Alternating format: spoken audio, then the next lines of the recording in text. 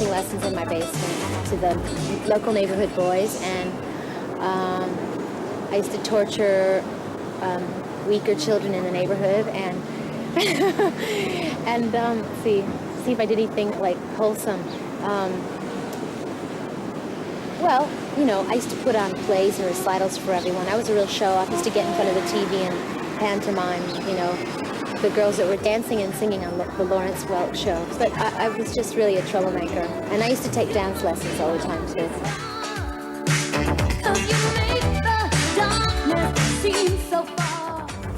Hi, it's pouring rain out, so I'm taking you down to the heartbeat of New York, the subway system. I just finished an album, so I'm going to release that in the summer. And then I'm going to be doing a lot of videos to go along with all the singles I'm going to be releasing off the album. I'll be planning a tour in the fall with a band. I think it'll be a world tour. And in addition to that, possibly a movie. If we took a holiday, took some time to celebrate. I change from day to day. Sometimes I feel like wearing black, all black and looking really somber and dramatic and lots of crucifixes, and other days I just want to put on as many colors as I possibly can and look really kind of, you know, cheerful and exuberant. We're gonna have a celebration. You know, sometimes people think that if you're a girl, you're going to be a pushover, and they can get away with more. They can kind of pull the wool over your eyes. You're not going to be as strong as a man and like getting what you want, demanding what you asked for.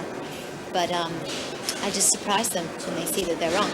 And on the other hand, the advantages are the charms, you know, that people always fall for. It's nice to have you here. Thank you. Yeah. I'm fine. Now that is a nice outfit. Thank you. You design a lot. You get into the design of your wardrobe?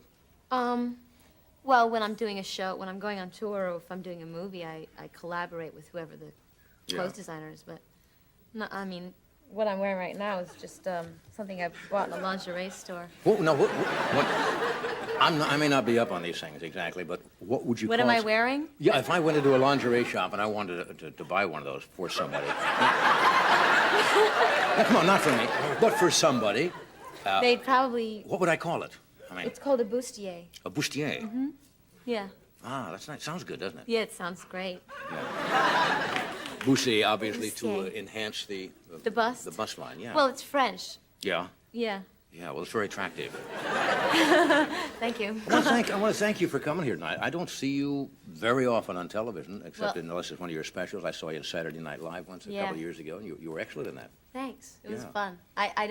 This is the first talk show I've ever done. Really? Yeah. How co-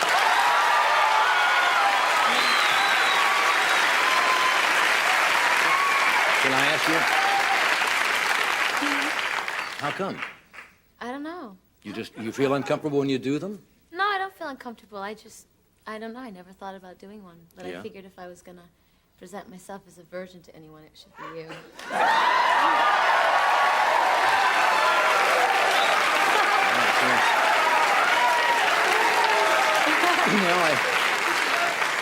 I suppose there has to be a first in my life. So, anyway.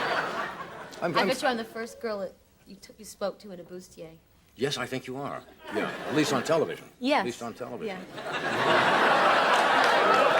Does your appearance here tonight have to do with kind of your own feeling to sort of patch up things with the press? Is that part of why you're here?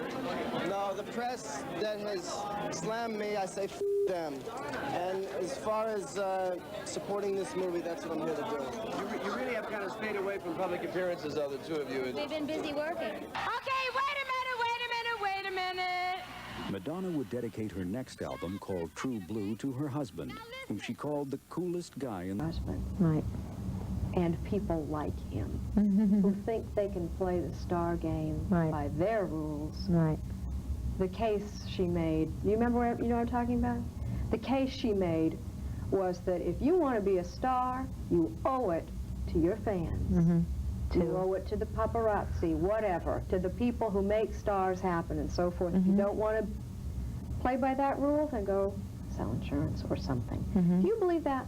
There are certain things you have to accept in this business that, you know, you become a larger-than-life figure and people want to know about you, and you have to expect a certain amount of an invasion. people walking up to you in the streets, doing interviews, people wanting to know you, touch you, that you just have to expect a certain amount of it, but then, you know, you have to draw the line. Where do you draw the line? I draw the line when I get to my house. When I go up my driveway, that's where the line is, you know. Wherever I live, you know, that should be sacred. And my own private life and, you know, my romantic life, that's where I draw the line. Do your fans know that? What? Do they understand that there's a line at all? I don't think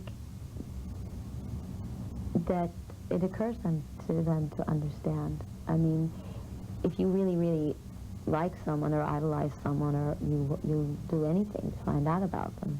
And I mean, it depends.